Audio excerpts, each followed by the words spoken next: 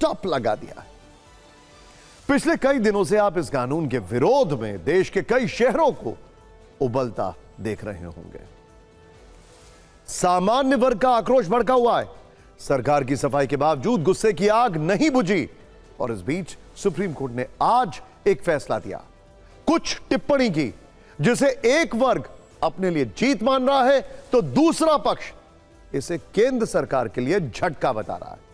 जिस फैसले की वजह से इस तरह का संदेश गया, सबसे पहले उसकी 5 बड़ी बातें देख लेते हैं, फिर विस्तार से इस खबर के अन्य पहलुओं पर गौर करेंगे। पहली बात, यूजीसी के विवाद नियम पर सुप्रीम कोर्ट ने रोक लगा दी।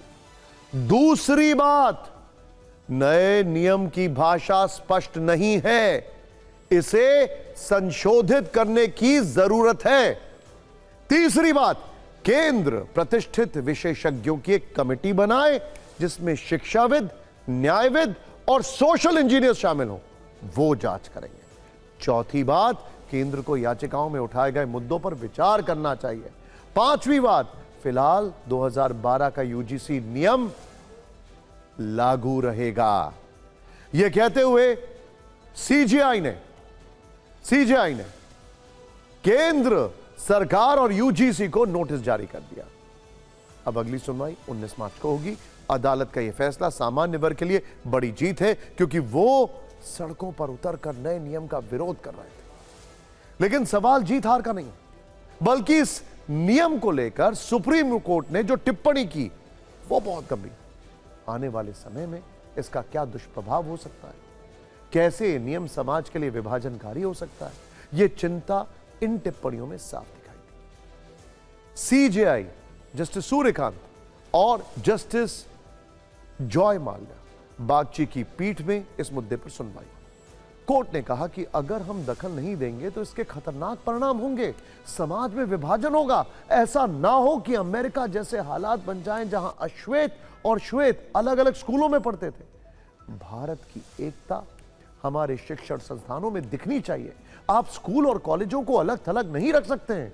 अगर कैंपस के अंदर ऐसा माहौल होगा तो लोग कैंपस के बाहर कैसे आगे बढ़ेंगे।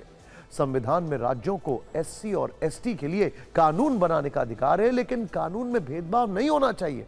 यूजीसी के जाति संबंधी नियम अस्पष्ट हैं, इनका गलत इस्तेमाल हो सकता है। इसकी भाषा को स्पष्ट करने के लिए विशेषज्ञों की जरूरत है।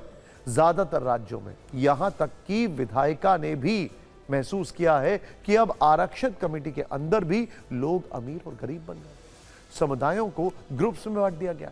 75 साल बाद जाति विहीन समाज बनाने के मामले में हमने जो कुछ भी हासिल किया है, क्या हम उल्टी दिशा में जा रहे हैं? हमें जाति विहीन समाज की ओर बढ़ना चाहिए। जिन्हें सुरक्षा की जरूरत है उनके लिए व्यवस्था होनी चाहिए। सुप्रीम कोर्ट में दाखिल याचिकाओं में यूजीसी के नए नियम को सामान्य वर्ग के खिलाफ और भेदभाव से भरा हुआ बताया गया। इसे मौलिक अधिकारों का हनन करने वाला कानून कहा गया।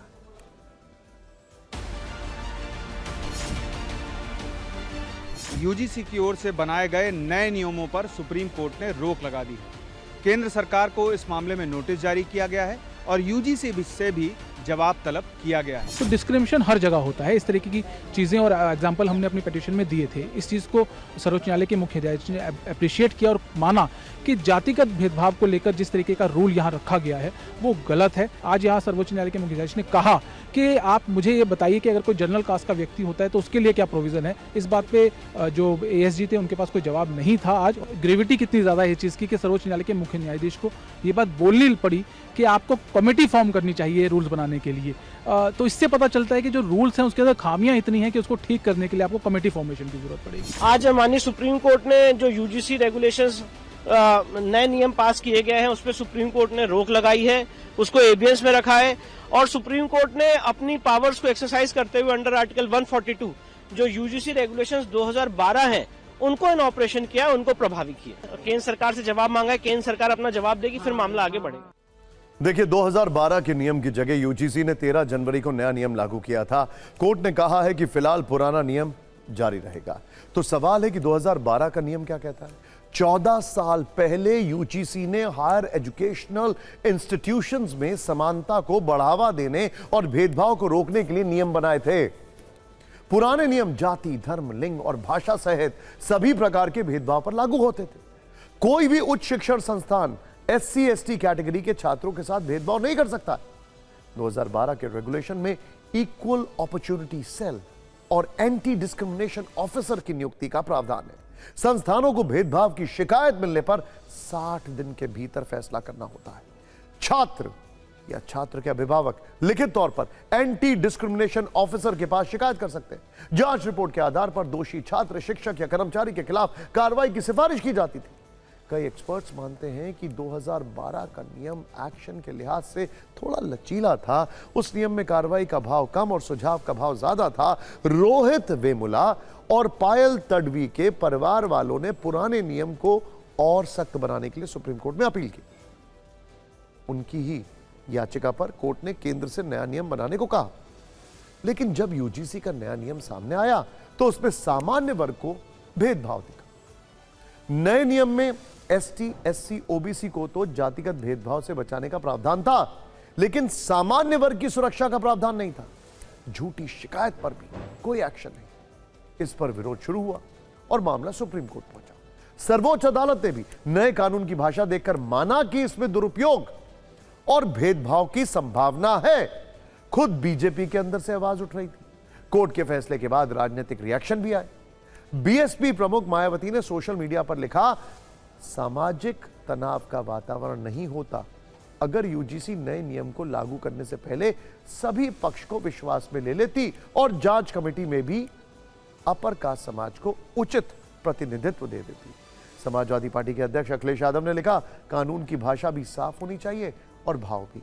बात सिर्फ नियम नहीं, नियत की भी होती है। ना किसी का उत्पीड़न हो, ना किसी के साथ अन्याय। बीजेपी ने भी फैसले को सही ठहराया है। बाकी दल क्या कह रहे हैं, देख ही लेते हैं।